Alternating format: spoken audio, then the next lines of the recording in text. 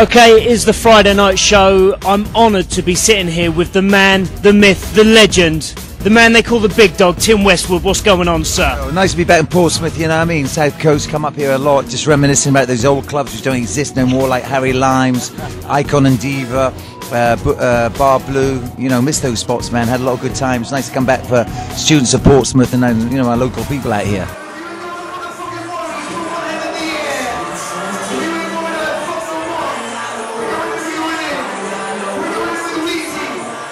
I want to ask you a question, where you think hip-hop changed, because it's changed lately. I mean, did it change as far back as the East Coast, West Coast? Was it the late 90s with the bling sort of evolution? Or is it lately with, like, the David Guetta dance tracks? I mean, what you got to understand, you know, hip-hop is the most creative music in the world, so it's only natural it will evolve and develop. And, you know, I've been there from day one, man. I was there from those real, you know, from the first rap record, you know, as a kid, rhyming along to Rapper's Delight, to, you know, being in the game from Curtis Blow Christmas Rapping, which was the second rap record. I mean, it evolves and it goes through stages. So, yeah, I mean, it originally came out with, you know, the original school, the true school of, like, Run DMC and LL Cool J. Then it moved into, like, you know, political consciousness with Public Enemy and the Afrocentric view of people like A Tribe Called Quest and the Jungle Brothers. And then, you know, from there, and Brand Nubians of that era. And then, you know, it came into the era of Wu-Tang, of real, you know, grimy, dusty hip-hop. And then, you know, Puffy claimed it with the likes of, you know, Notorious B.I.G. and Mace and the era of the Siney Shoots and Celebrating Wealth, and Jay-Z, you know, carried that legacy, you know. And then, you know, hip-hop really got, you know, regional. Then it went over to the West Coast, you know, with the G-Funk era of Dre, Snoop, and Tupac. You know, Tupac, one of the, you know, the greatest of all time. And then from there, you know, it came back to New York with a bit of, you know, with what Jay-Z was doing and, you know, those contemporary rappers there and DMX. But what's happened now, I think regionally, it's, you know, it's gone down south to the southern sound of, you know, the dirty south.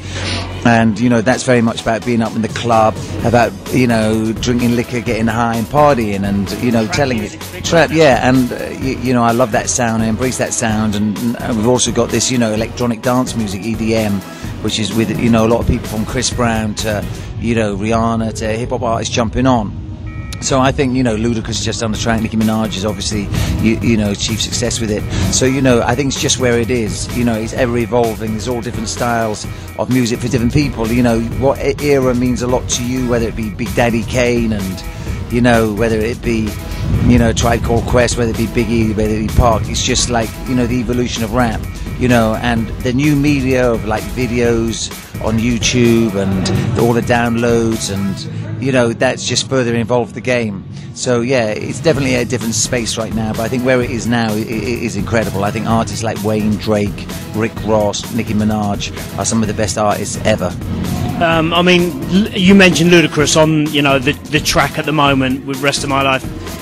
We never thought we'd see anything like that, but really we should just kind of accept it and move with the times. Yeah, I mean, it is what it is, man. Like, you know, Ludacris is an artist. He's got, he's entitled to make those records, and if you like those records, you like those records. If you prefer Ludacris from, you know, from his first album, yeah, and even before that, like records like Move Bitch and records like Lick You, you know, Up and Down, you know, that those joints.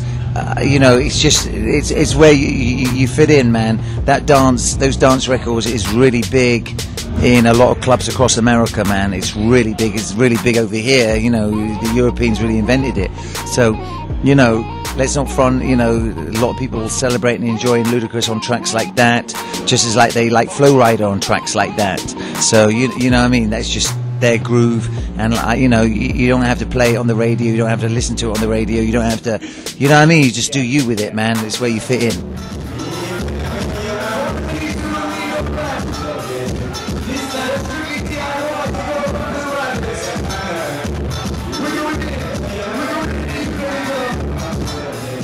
Okay, well, let's talk about you for a second. As I said before, absolute legend in the game, been there, seen it, done it, got the t-shirt, worn it XXL. recently David Rodigan made a big stand. You know, with reggae music kind of diminishing on the airwaves, and he made a stand and he stepped down. Do you feel that you ever need to make that kind of a statement? Yo, man, you know, hip hop is just so big. This is the hip hop generation. This is, you know, how we, you know, this is how we live our lives, man. You know, I'm just in the game, keeping it relevant, you know, keeping connected and loving life, man. I'm blessed. You know, I mean, I had blessed opportunities and, you know, met some of those, you know, greatest people of all time. So I'm blessed. I mean, shout out to Rodigan. I started out as his warm-up DJ, so I got a lot of affection for that guy.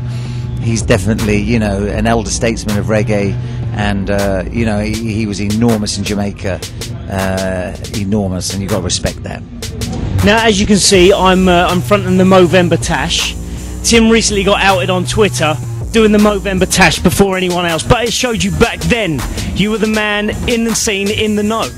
Yeah, man. I mean, what you got to understand, we've always got those corny photographs, but at the time he was cool. I mean, looking back at some of the clothes I used to wear, the baggy jeans, everything hanging, don't get me wrong, it looks ridiculous now, but in those days it was what everyone wore and we were cool.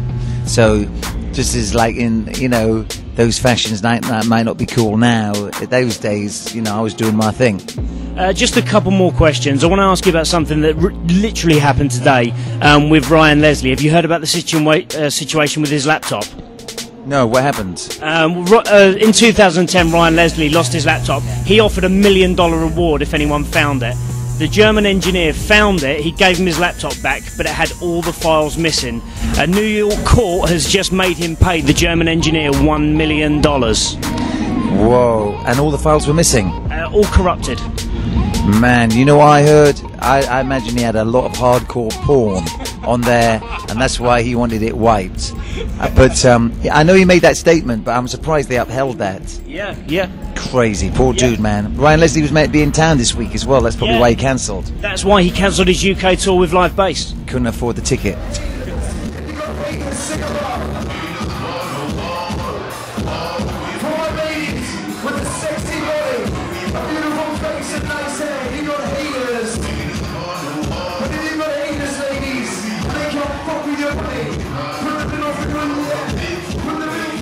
Okay, right, well, we're going to finish up with the random questions.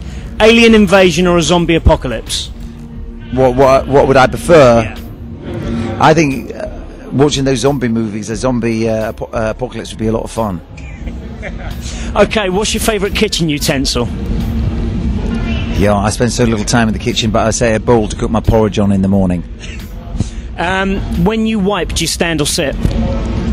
Wipe my arse, I'm sitting, man. Always sitting, you do the one cheek sneak? Yeah, I wouldn't know how to do it standing. Okay, now the final question, the big most important question is, how do you pee with morning wood? You know, in my house, for that very reason, I've got a urinal installed. The big walk-in shower just walks in and let rip. Tim, thank you so much for taking the time. Best of luck with it, family.